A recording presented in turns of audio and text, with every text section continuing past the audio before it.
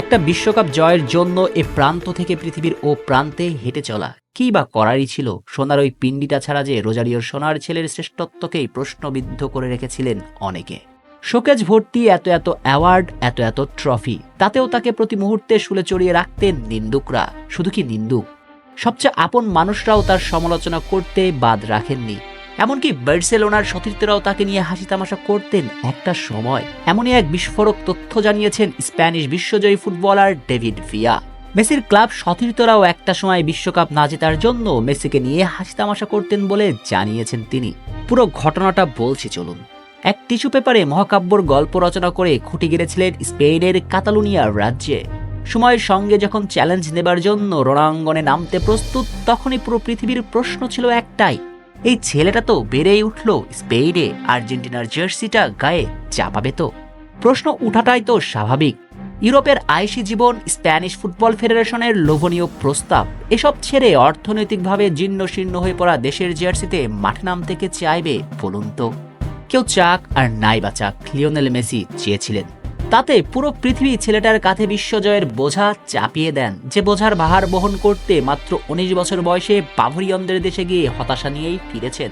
এর 4 বছর বাদে কিং ডিয়েগোর সঙ্গে জোট বেঁধে গিয়েছিলেন আফ্রিকাতে, কিন্তু সেবারও বিধাতা তাকে ফিরিয়েছে খালি হাতে। এরপরই পুরো পৃথিবী সমালোচনার চাদরে ঢেকে দেন বর্তমানের আর্জেন্টাইন ক্যাপ্টেনকে। তুমি আর্জেন্টিনার নও, তুমি শুধু বার্সেলোনার। এমনকি আর্জেন্টিনাকে নাকি ও ধারণও করতে পারেনি হৃদয়ে। এভাবেই মেসির দেশপ্রেম নিয়ে দিনের পর দিন, বছরের পর বছর প্রশ্ন তোলা হতো। কিন্তু যারা এমন প্রশ্ন তুলতেন তারা কি একবারও ভাবতেন না, এই ছেলেটা যদি দেশের কথা ভুলে গিয়ে স্পেনের হয়ে খেলতেন তবে তার কাছেও তো থাকতো বিশ্বকাপ। তবে তারা না ভাবলেও বার্সেলোনার ফুটবলাররা ঠিকই জানতেন মেসি তাদের হয়ে খেললে ঠিকই বিশ্ব জয়ের স্বাদ পাবেন। তাই তো স্পেনের 2010 বিশ্বকাপ জয়ের পর মেসি যখন বার্সেলোনাতে যোগ দেন, তখনই লিও বিশ্বজয়ী সতীর্থদের অভিনন্দন জানান। আর মেসি যখন বিশ্বজয়ী ক্লাব সতীর্থদের অভিনন্দন জানাচ্ছিলেন, তখনই জেরার্ড পিকে মেসিকে তুচ্ছ-তাচ্ছিল্য করে বলেন, তোমার কি একটুখানি অনুষ্ঠান হচ্ছে স্পেনকে বেছে না নিয়ে আর্জেন্টিনাকে বেছে নেওয়ার জন্য? পিকের এমন কথা শুনে মেসি খেলেন সরাসরি স্ট্রেট ড্রাইভ, জানিয়ে দেন আর্জেন্টিনাকে বেছে নেওয়াই তার জন্য সবচেয়ে বড় জয়। ডেভিড ভিয়ার ভাষ্য মতে মেসি পিকেকে বলেন, তুমি এখন খুশি কারণ তুমি তোমার দেশের জন্য বিশ্বকাপ জিতেছ। আমি যদি তোমাদের সাথে থাকতাম তাহলে আমি এখন তোমাদের মতো খুশি হতে পারতাম না। যদি আমি এটা জিততে পারি তাহলে আমি আমার দেশের সাথেই এটি জিতব।